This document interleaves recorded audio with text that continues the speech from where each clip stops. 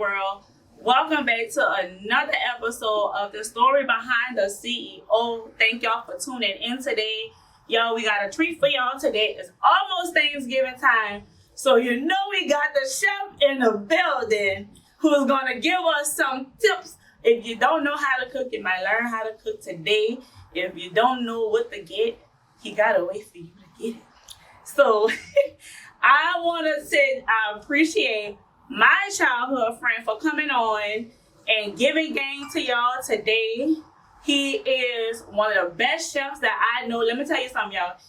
If your friend is a chef and your friend don't have a line like the Chick-fil-A line all the way down the street outside of their house for food, they might need to reevaluate some things. But that's okay because we got Chef Ronald Green in the building today. Tell them how to follow you and where they can find you at.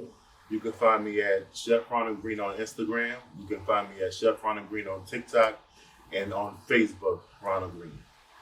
And I want y'all to know that he makes his whole family cook. It's not just him. He makes his wife and his children. I'm saying he make them, but I think he be making all them people cook up in his house. They all cook. I think he be making everybody cook in that house. How you doing, babe? What's going on with you? I haven't seen you in a while. I know it's been a minute. I'm doing pretty good, just getting things in order. Getting things in order. So I have one question to ask you before we start anything. Because my business bestie was here last week and she kind of threw me for a loop with her answer. So I'm going to ask you because you're the chef and you know. Okra or gumbo? What kind of gumbo? Filet? You tell me. You the chef. I just know that it's gumbo. So which one are we rolling with? So, to me, it's three types of gumbo. It's okra gumbo, filet gumbo, and then it's like when you say okra is just like when I think of okra, I think of just okra, sausage, and shrimp. When I think of okra gumbo, I think of all the elements: sausage, shrimp, ham, crabs, everything that goes into a filet gumbo. So when stop the press. So when I cook my okra with the sausage, the ham, the shrimp, the smoked sausage, the hot sausage, the crab, that's gumbo? Yeah, that's okra gumbo. I thought it was just regular okra. Okra gumbo is a little thinner than just smothered okra. I know. Ronald taught me something in 2 minutes. Now, some people do filet gumbo with okra in it. That's a preference. I don't do mine like that. And my family don't do it like that. But it's a preference. If you want okra in your filet gumbo, there's nothing wrong with that. But for me, filet gumbo is just your different sausages, your different meats, and your crabs, your seafood. And it's a thinner gumbo than your okra gumbo. So which one do you prefer? I prefer filet gumbo. Somebody else was saying that they felt like the gumbo it was too muddy for them. But then I said I feel like a lot of people say okra too slimy for them. So the thing about it, when people say it's too muddy for them, is because the meat and the gumbo is cooked down too much. So you have to cook your meat. You have to add everything. It's a process, so everything. So back in the day, they would just add everything in a pot and it just was cook it down, and then everything broke up. It looked like swamp water. Yeah. So the more you get knowledge about food, and the more you take your time in doing stuff and know that everything has a step, you won't have that cloudy, that murky looking pot of gumbo. Oh. So okra gumbo, people say it's slimy. That's because they're not really cooking the slime out the gumbo. That's what I said. So okay, all your meats, how are the people overcooking? Or how they not knowing that they're overcooking the meat before they put it in, and that you said that's what's making it muddy. Yeah. So you go by what takes the longest. So like if you putting turkey necks or chicken necks in your gumbo or gizzards, you would do that first. Okay. And then once that gets to the tenderness you want it to be, then you add in your chicken because chicken doesn't take long to cook. Okay. So then you add in your chicken and your ham. And then your sausage, and then your seafood will always go last, so that way it doesn't overcook overcook. Y'all just got freaking know how to cook gumbo. What are my YouTube pages on now? What's the YouTube Cooking channel? with the Green Family. Cooking with the Green Family. Do y'all all agree when y'all be cooking? No, we don't. I think y'all should. Cooking with the Green family on YouTube. Please make sure you subscribe and hit the bell. So if you don't know how, are you gonna put videos for Thanksgiving on there? Yes. Speaking of which, we have the cookbook. I know it's gonna come soon, but let's talk about it. Yeah, the cookbook. The cookbook. We got the cookbook coming out. Cooking with Chef Ronald Green. Everyday cooking with Chef Ronald Green, and I have a lot of recipes that's geared towards the holiday time. Okay. A lot of casseroles, a lot of macaroni and pastas and dressings. So this cookbook is the ideal cookbook for your holiday season. So if you want to jazz up your Thanksgiving table or your Christmas table, then get this cookbook. So how can they get the cookbook? Is it an ebook or paperback? What is it? The book is paperback as well as on Kindle. So, you have both of those options. And you can get the book on Amazon. You just go to Amazon, type in Ronald Green, the first thing that pop up, and buy the book. Yeah, definitely buy the book because not only Thanksgiving, but Christmas is coming. And, but just for everyday recipes, because everybody don't cook, or you find that everybody make the same 5 or 6 meals all the time. Right. That was really my issue for a very long time. Like, I know I got my go-tos, my 5 or 6 go-tos. So definitely get the cookbook. I think that's how much is the cookbook? The cookbook is $27.99. The Kindle book is, I believe, it's $15.99. But I will do a holiday sale when that time comes. So if you want to just support right now, you can. But if you want to get the book during the holiday time, it will be a holiday sale. It's a great stocking stuffer. So, when you buy one for your friend, buy one for your mama, your cousin, anybody. Anybody can do these recipes. I made them very simplified and easy for people to follow and, cook nice, good home cooked meals for the family. Definitely buy them for the people who cannot cook in your family. And that is a great way to tell somebody, you might not know how to do it, but I know somebody who can teach you how to do it. What made you want to get into the cookbook lane? So, because everybody would always ask me for recipes. So I wanted to just do a compiled recipe book so that way people can have these recipes, for their events. Right. So really, it was just people asking me for recipes all the time, and I feel like, why not just, make a profit off of, so. Duh.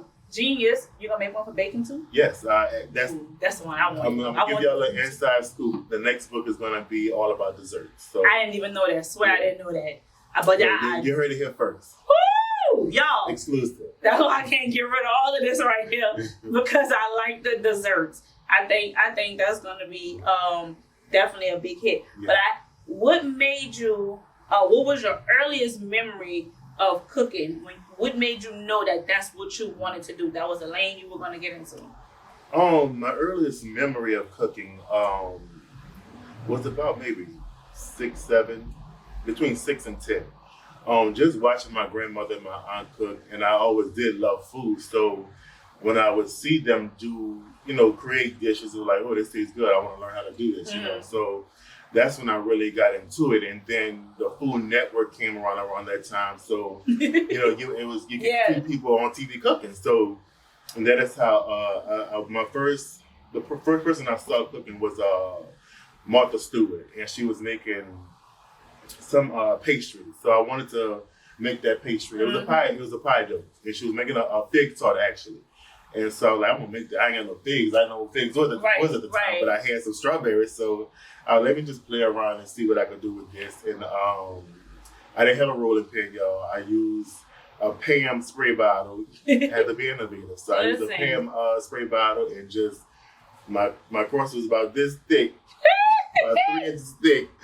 But that's the process you go through. When you're trying to build and learn stuff. Yeah, start where you are. And I think that's some people's biggest issue. They don't start where they are. They think they have to have everything before they go out to create whatever it is they're trying to create, when you could just use the Pam spray and just get it done. Yeah, and the more you do it, like, the money will come, the clientele will come, the people will come, but start where you are. What's your favorite thing to make? It used to be praline candy. Oh, yes. But now I love making gumbo. And I love making like casseroles, like eggplant dressing and cornbread dressing. Like that would be my top 3 things, like gumbo, eggplant dressing, cornbread dressing. So do you make that a lot at home, like for y'all to eat, or do you make that more for you to sell? Gumbo we eat a lot at home. Really? Yeah. Even in now winter time, because I feel like I'm gonna be wanting gumbo to the weather change. My household, my son, he loves gumbo. He eat gumbo every day. My mother-in-law, she loves gumbo. We love some gumbo. That is amazing. Like I said, when the weather changed for me, that's when I'm ready for the gumbo. I'm ready for the okra. I'm ready for all that. But then when the weather changed back to spring, you're gonna be looking for the dessert cookbook. Right. So you say everybody in your house cooks, right? Not everybody. Quentin, my son, who is 5 years old, he loves to cook. Naya, who is my oldest daughter, she also loves to cook. But Journey is not so much. Not so much. She's more into the fashion and into doing nails and makeup and stuff. But yeah, she'll eat now. She'll eat. So does she know how to cook? She just prefer not to? She's learning. She's learning. Like she'll do eggs. She'll cook what she want to eat. Let's put it like that. Yeah. So she's not about to learn anything extra. She's gonna do what she want to eat. You know? So when we go to the YouTube channel, we're gonna see her not participating in these events at all. No. So everybody else is even your wife. Even when she everybody cooks. So you making everybody cook, or everybody just did they learn to love to cook because you were already doing it, or it was like, look, I need help with this, help me do this, stir this for me, do this, and it just became everybody's love. Oh well, Quinn, she actually always did love to cook. So she actually have a culinary degree as well. So she always did have. I think that's what our chemistry is, because we both love food, and so she has a culinary degree, and that's one of her passions as well. And the kids, Quinn, he just see daddy do it, so he want to do it. And Naya is also a foodie, so she don't eat a lot of different things, but she would try and she would experiment with a lot of different things. She give you all the reviews. Yeah. Is she hard on you? They all give me reviews. They all give me reviews. They all let me know if it's good, if it's not good, if it's daddy don't do this no more, this ain't working. They all let me know. So what have you made that they were like, we don't make that no more? You was like, okay, I'm totally not making that shit no more. That it's hard to say because I make everything good. Yeah. Listen, I'm gonna agree to that. That is not even a joke or stretch. So I really don't know though. You had to have something early on. Something early on. Pound cakes. I struggle with pound cakes, believe it or not. You still struggle with them? Not now, so because I had to really learn about the pound cake and really learn not to, because usually when you do a regular cake, you want to whip it and make it nice and fluffy so that way you get a nice fluffy cake. But as far as pound cake, you want to not whip it so much because it's supposed to be a nice, dense, moist cake, so that was my issue, over mixing the pound cake. So it wouldn't be Quinn was like, and Quinn makes the best pound cake. I ain't gonna take it. Really? Yeah. So like I used to try to make me up. I'll do her pound cake. So but she was like, why y'all just can't let us live? Just let her have something. You already chef. Let her have the damn cake. I let her have it though. Like that's her thing, and her recipe is also in the cookbook. So it's a really good recipe. So the pound cake recipe in the cookbook? Yeah, I'm gonna give you a couple things that's in the cookbook. My famous fried chicken is in the cookbook. Ooh. The pound cake is in the cookbook, and the jambalaya, and I'm gonna give y'all one more, the crawfish bread. So, the crawfish bread. Yeah, when you making crawfish bread? I don't know. I need to make you some. I think you should make me some. I think that should definitely be a thing. That I kind of taste it on the back of my throat. Right. Crawfish bread. So on your YouTube channel, is it different recipes on your YouTube channel versus the recipes that you have in the book? No. Every recipe that I have on the YouTube channel is the same exact recipe that's going to be in a book. And every recipe that's in a book is tailor-made to how I do things at home. And I got that question so often because people was like, is it the same recipes or you're holding back on some of the ingredients? And I feel like if I hold back on the ingredients, then I'm not giving people the full effect of my dish. You know, and so I feel like I would lose, you know, a potential customer because it takes one person to say, oh, this don't taste like Ronald's, and that person gonna say 4 other people. And so that's 4 other people that I don't, that I would miss out on, you know. So it's like, I want to be very honest and open with my recipes so that way people know that what I cook is what you're going to cook and it's what you're going to eat, you know. So Well, when you eat when I make cornbread dressing, I wrote everything down so that way when you make it, it tastes just like mine. And I will hope so. But you know, some people can't really follow instructions very well, and so they will say, "Oh, it don't taste like Ronald's cornbread dressing," but you didn't really follow. Right, and I even went as far as to putting the type of seasoning I use, like the Creole seasoning or the herbs and stuff. That I was very specific about it, you know. So people, this is what I use. So this is what you need to use to obtain this taste, this flavor.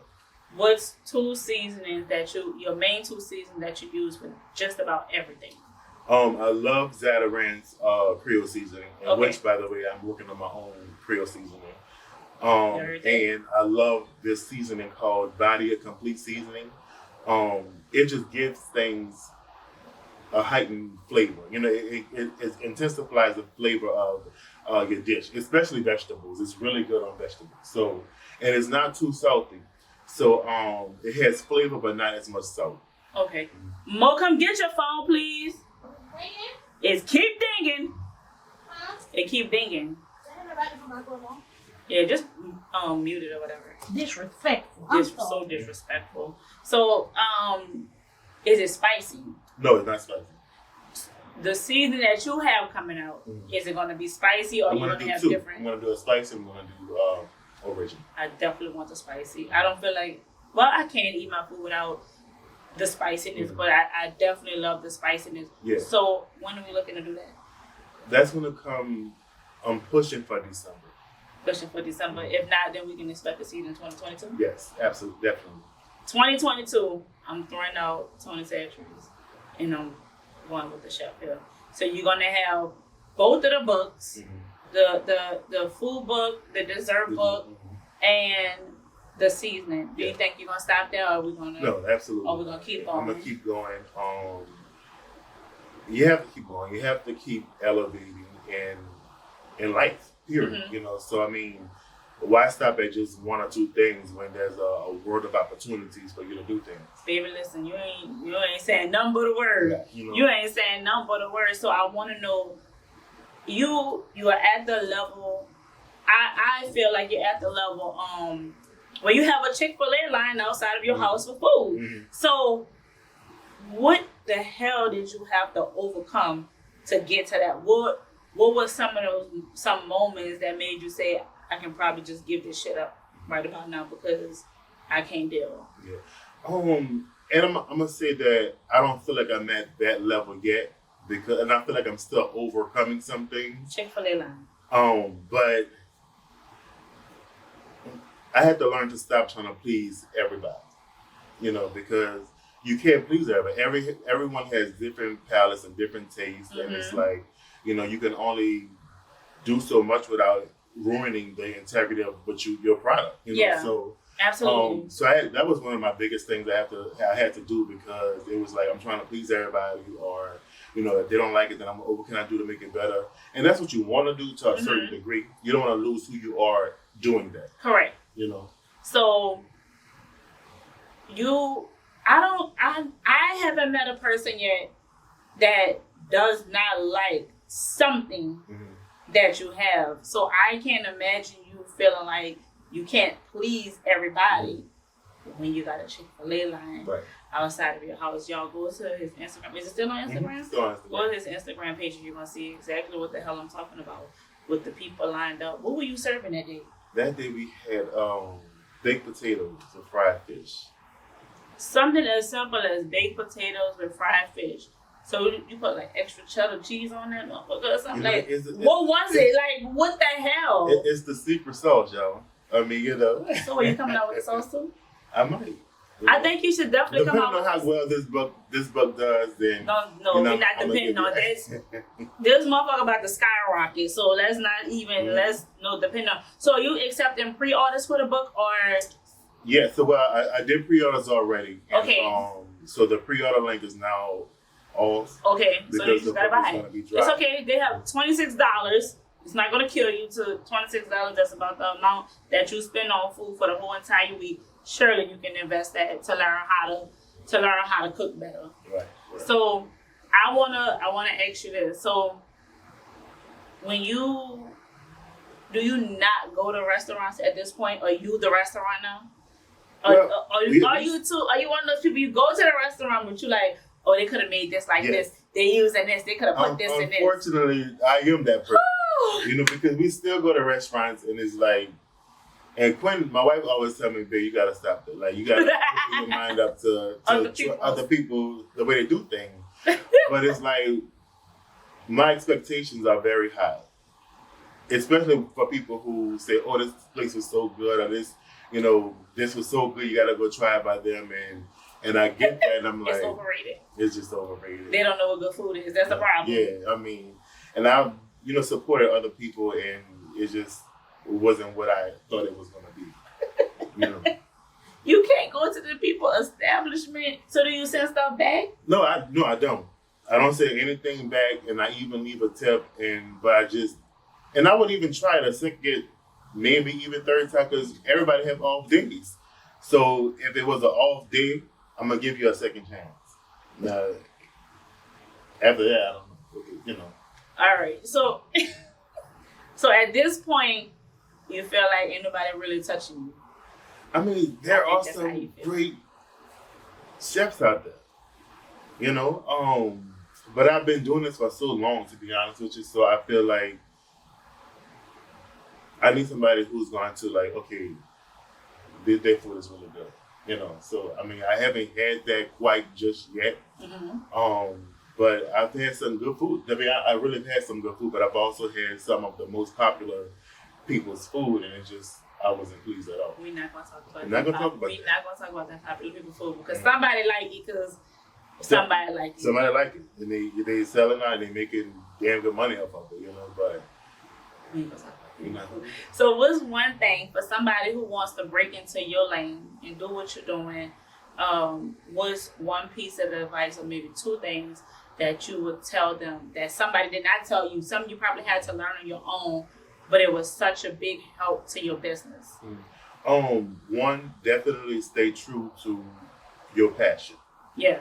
Because once you start changing yourself for other people, you kind of lose yourself and you lose what you started out to do, Yeah. So don't ever compromise your integrity, yourself, your mental self, for what anybody has to say. Mm-hmm. Do your thing and stay true to you.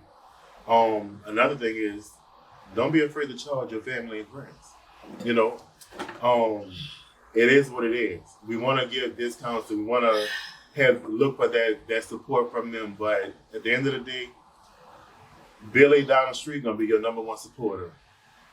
Judy over here gonna be your number one supporter, and that's outside people. Yeah. So don't look towards your family and friends to be your support system. Now, if you do have that support system, great. That's solid. But if you don't, just keep pushing. Is that one of the things that you had to deal with? Because I know, like the area we grew up in, it's a lot of family. Mm-hmm. Everybody is mostly kin to this person. It's my cousin, this my auntie. So, and because people know you, even if they're not really family, mm-hmm. if they just knew you, know your mama, know your daddy growing up, they feel like they're entitled to your craft mm-hmm. for little or of nothing. So, is that something that you had to deal with? In the beginning, as far as my family goes, in the beginning I was doing it just because that's my people, Yeah. And when I say family, like my family, mm-hmm. my blood family, because I'm still growing and I can't go out here and charge people a price for something, I don't know how it tastes, Right. So, or if I'm not sure. So my family was my big support system, in me becoming who I am as a chef. Right. You know, but when I did become that, it's like other people were like, oh, chef, you know, let me, oh, fam, you know, let me get this for this price or whatever, or you know, or this the final price. Like, yeah, you know, this Do what you it is. ask Walmart, is that the final price? People, they don't ask Walmart, they don't ask Copeland's or any other restaurant. You know, this you gonna complain about the bill, but guess what you're gonna do for it? You're gonna pay for it. You're gonna pay for it. I definitely think that that's something that some people, I feel like they struggle with that. Mm-hmm. They struggle with that because, like you said, they want to please everybody, and so they feel like if I don't give them a discount, if I don't do this, they might not come back to me. So I think that that's great that you put that out there, because knowing your worth is a big deal. So, all right, you stop and started. Stop and started, baby. Yeah. Good job. Hey. This done. Yeah. That was 30 minutes. That was quick, huh? 30 minutes. Yeah. 20. Oh, look, it's still going, Charles. How you stop this shit? With the same button I recorded with, the red button right there. Oh. We back. All right. So you said your wife has the culinary degree, correct? Mm-hmm. So is that how y'all bonded, like from the beginning, or was this something you found out way later on in your relationship? Because y'all been together for a long time. Yeah. Well, you know, me and Quinn, I used to love Quinn. I have a crush on Quinn in elementary school. You know, so it was like, that's Quinny, you know. So shout out to Quinn. Actually, yeah, shout out to my beautiful wife. She's so cute, y'all.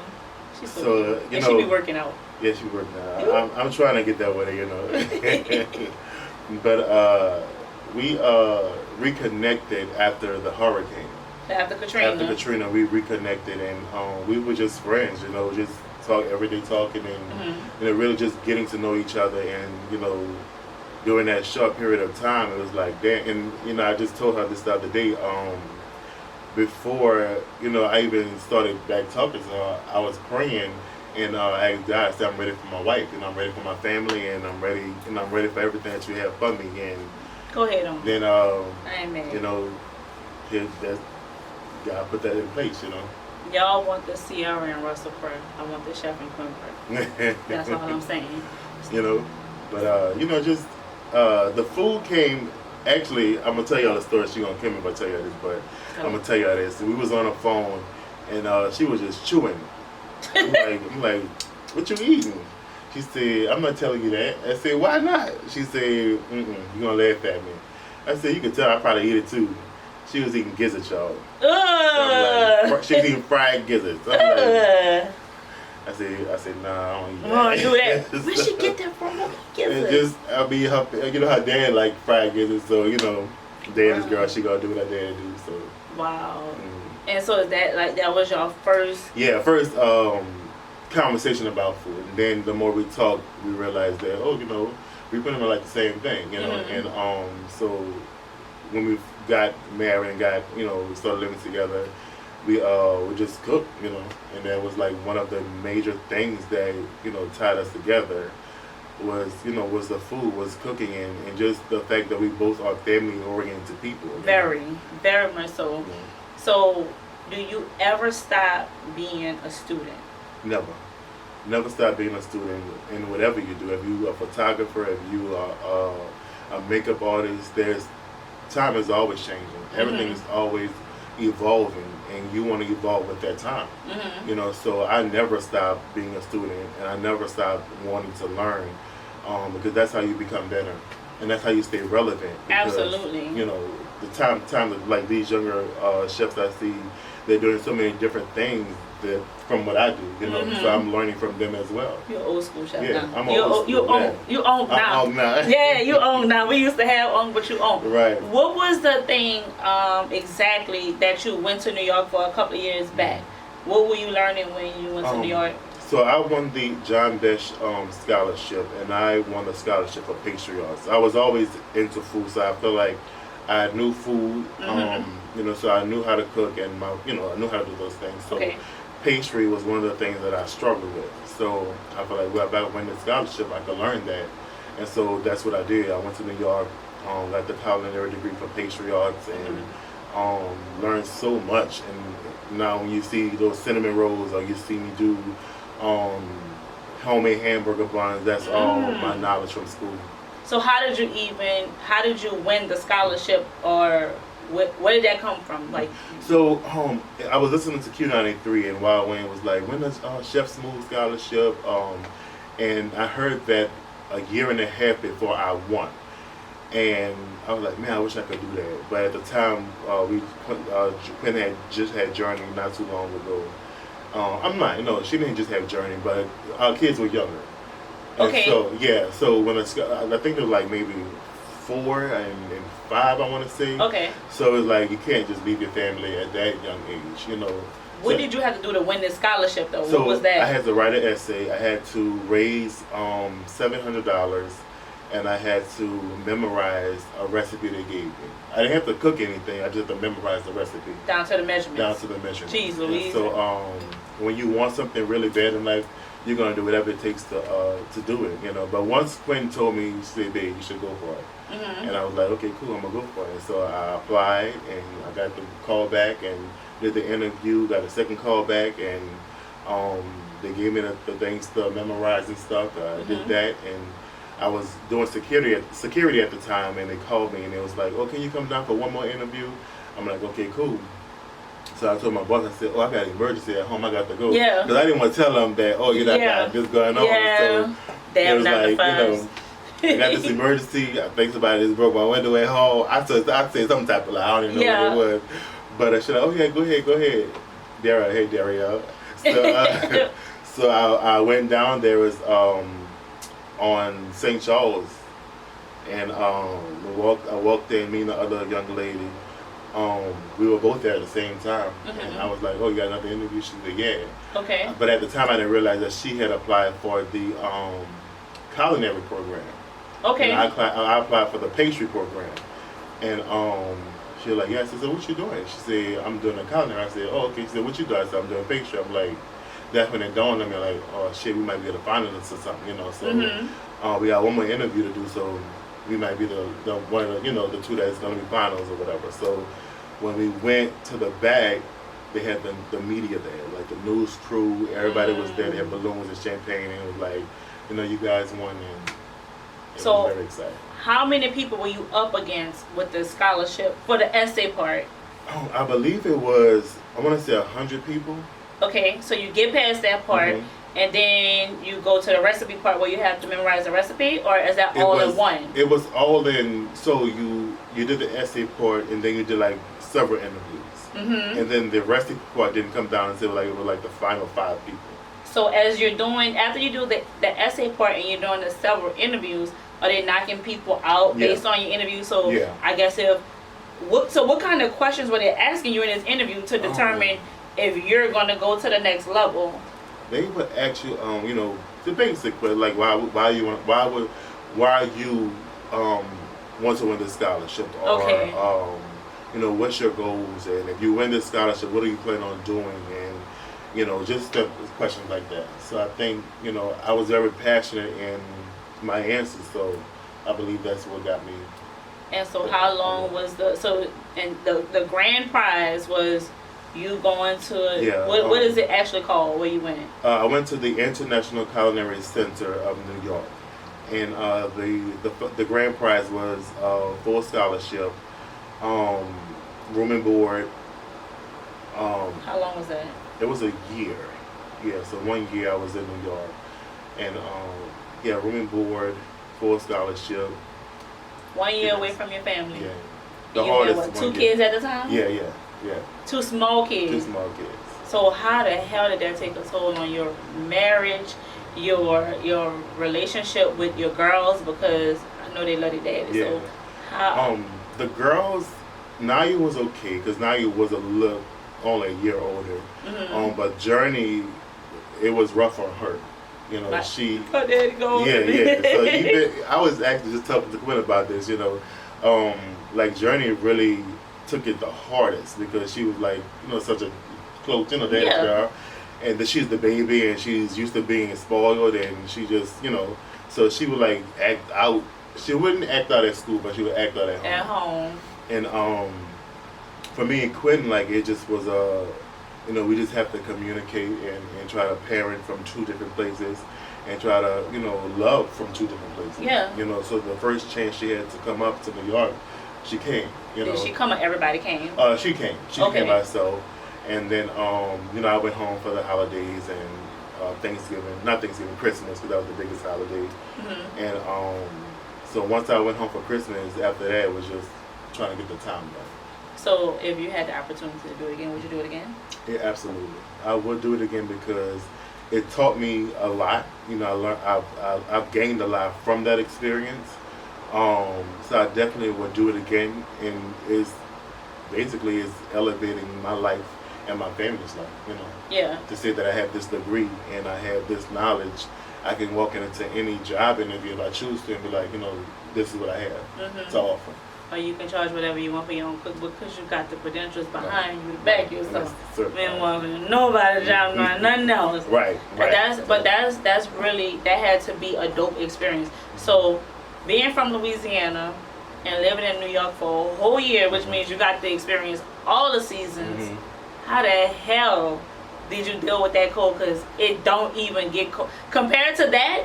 And I ain't never been there for I think when I went to New York it was October. Mm-hmm. So it was cold in October, and it wasn't snowing. So how the hell did you deal with that for a whole year? Yeah, it was crazy. I had never seen, so we actually had a blizzard when I was out there. Shit. So my mama, she was like, "Oh, you need a jacket." You need coats. She need coats. No jacket. My mama brought me. She mailed me. She was like, "What kind of jacket?" I'm like, "I got a little, a jacket or whatever." She's like, "Ronald, you need something heavy." So she mailed me like this big, when I say a big ass jacket that came down to the floor, it was like a puff jacket. Came in handy, huh? Yeah, it came in handy. Mother knows best. So I was good. But the weather was great. But my favorite season was like fall, because it wasn't too cold and it was a nice breeze. But their summers get really hot. That's what I heard, and then but see, we got that humidity. Yeah, that's the difference. And I feel like they have the dry heat where you can't. You feel like you can't breathe or something. Right. Jeez, that's. Like I said, I love. It's a beautiful place, and I want to go there while it's snowing. Yeah, I think everybody should experience New York in the wintertime. Yeah, especially when the tree is up at Rockefeller Center. The ice. I even went ice skating. Who the hell? And I what should I say? I went on the ice. Wait. That was about it. They had some people hold on to the going around. Yeah, they had like the ski. Yeah, I mean. That would have been me. I didn't even go around. I just stood right there. I did like that with my feet just to get the feel of it, and that was it. Do you have the footage? I don't. I had it on Instagram, but I don't know. I think when I rebooted stuff, I don't know what happened to it. I definitely need the footage. I want to go to the ice skating rink. I'm not going to ice skate. I just want to take the picture and post it for the gram. That's it. Right. I'm not doing that. But I definitely think Christmas has to be beautiful. Yeah, it is. It's one of the. I really want to take my kids there for Christmas because it's really, when you think about Kevin lost in New York on Home Alone, that's exactly what it's like. Really? Yeah, the lights, especially at Rockefeller Center, everything is decorated. It's really an experience. Yeah, I wanted to take them for the Macy's Thanksgiving Day parade, but then I wanted to double back and take them for Christmas as well. So. And I didn't go to the parade. I didn't go to the Macy's Day parade because it was all New Year's in Times Square because it was crazy. Too many people for you? Too many people, yeah. I was actually gonna go, but when I turned on the news and I saw I'm like anxiety attack. No. And I'm not really a big Mardi Gras person, to believe it or not. I'm not a big crowd person. Yeah. So to go out into crowds like that, Quinn gotta actually drag me to go to Mardi Gras. But once I saw my kids how much they enjoy Mardi Gras, I'm like, you know what, let's do it. So Speaking of Mardi Gras. We getting king cakes this year? We're gonna do some king cakes this year. I'm gonna do mini king cakes this year. You know what I enjoy too for Mardi Gras? King cake on a stick. I saw that. I never had that. Yeah. I went to a parade in Slidell actually. That was my very first time. The parade was boring as hell. Yeah. But that food was good, and I had king cake on a stick for the very first time. I didn't even know they existed. Yeah. So, what kind of? So, are you gonna be shipping king cakes? No. the thing about shipping is it just I hate for people to get something and it's not how I shipped it. You know, 'cause these delivery people are disrespectful, y'all. Like, Yeah. I shipped off some praline can and I had it nice and wrapped. You know, it was in containers, and when the lady got the candy, like it was like broken up and it just wasn't appealing to the eye. And so I was like, next time you're down here, I'll make you some fresh candy because presentation is everything. For me. Absolutely. That's not the first time I heard that about the deliveries. Somebody else who do something along those lines was telling me about they were actually looking into doing like but they still gonna have to deliver it though, but like a pickup thing, like how Walmart has a pickup thing. Yeah. I don't know if you would do it through Amazon, well not Amazon, but they were trying to do their own thing. But I would imagine that you would have to have somebody in that area to make it and then put it in a delivery thing for them to the drop off box, I guess. Right. For them to pick it up because they were saying that they were getting away from shipping as well because of that issue, and they were having to reship or remake certain things, and they were losing out on money and products because of that. So y'all need to get that together, like the and I one time I went to the post office to have something ship. And the lady put the sticker on there. I said, "Do you have a fragile sticker?" She said, "Yeah, I got one." She put the sticker on there and she threw the box. Like, I guess fragile don't mean what it means at the post office. You know, when people are stressed out and overworked, I guess. Yeah, and that's so, and that's not an excuse. It's not because if you're gonna have a job, do your job. Right. You know what I'm saying? Because you can be reaching so many people. But hopefully, in the dessert book, y'all have the king cake recipe. It'll be for the advance, It'll be for the advance. Yeah. So let me ask you this. I think my son, my oldest son, he loves to cook, and I would love for him to learn from somebody like you. So are you gonna look into doing classes for people? Yeah. So I'm actually working on the class. I have so many things that I'm working on right now. So I am gonna be working on cooking classes. Okay. For anyone, children, adults. Okay. So that is something that is in the very, very near future. Also, after the release of the book, I'm going to be going to some of my friends' houses and cooking food with them out of the recipe. So I want people. I want people to see that this food is legit. This recipe is legit. Okay, so, that's gonna be really dope. I have some people that I have lined up that I'm gonna go into their homes and we're gonna prep everything out, mix everything out, and we're gonna cook the food on IG Live. So that make sure your kitchen is clean. Yeah. Before my chef come over there, no dishes in the sink. The little what's that? The little grout stuff y'all be having in there. Wipe that off and clean that stove and clean that oven. Alright? He not come. If he come over there to film me, he ain't posting it if your kitchen ain't clean. Don't you have people with their kitchen? Yeah. I can't. My wife is a neat freak and everything has to be wiped down, so I'm used to that. So even in my kitchen at work, I stress to my employees to make sure that we clean up because you never know who's gonna walk in. You're feeding people too. Right. You feeding people. That's the most important thing. Yeah. You don't know how to get sick. So. Wow. So yeah, that definitely, I definitely will be looking forward to the classes because I definitely want to get him into that, and I don't want to. And the classes will be affordable. I'm not gonna, charge an arm and a leg for people to learn, but you do have to buy your own product. I mean, that's fair. Like I ain't say I wanted to go to the store for you too. Right. We just you show up and I got you. Right. So are you gonna have a certain place that you're gonna hold these classes, or it's gonna be at their homes. Oh, yes. So one-on-one. One-on-one, yeah. That's even better. Definitely make sure your kitchen is clean before you sign up or sign your children up. But I think that's a great thing for kids. Yeah. Because I don't know if they do home ec in school, and even if they do, it's still not the same. Not the same, right? Like, and one of my dreams is to have like a kiddie culinary school. So I'm praying on that, kids, manifesting. Not keep having kids, so come on. So I'm manifesting that. If y'all pray for me, there's so many things that I want to do for my community, and it's just it takes time and it takes resources, and I'm working on it. Timing is everything, and you'll get there. So I thank you. I appreciate you for coming on here and trapping with me. Like this has been.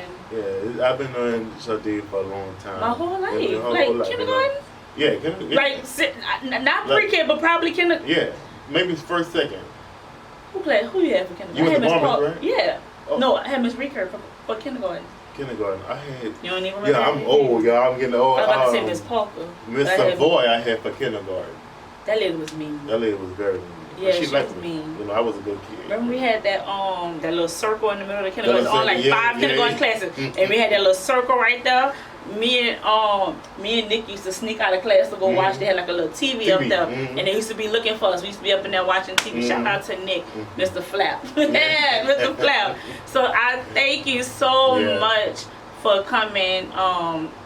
This is a new project for me, so you know I'm learning, and you here with me learning, but you know I hope everybody who watches this goes and get all the books, buy the seasoning when the seasoning come out, take the class, do a virtual class. Yeah, do a virtual class, and that way you can reach the people in Philadelphia. Right. So if the little boy in Philadelphia, there's a little boy in Philadelphia, 10 years old, he watching us on YouTube right now, and he wants to do what you're doing, but he does not get encouragement from home at all.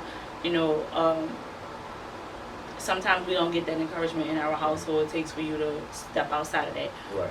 What would you, we're going to close it out, what would you tell him to keep him on the path to becoming a worldwide chef? Keep your faith, put God first, and trust your passion. And there it is. Thank y'all so much for tuning in to the story behind the CEO. We definitely gonna have Chef back in the new year after the book releases, probably when the next book is coming out. Thank you. I really appreciate it. Thank you. All right, Moo. That was good. That was really good.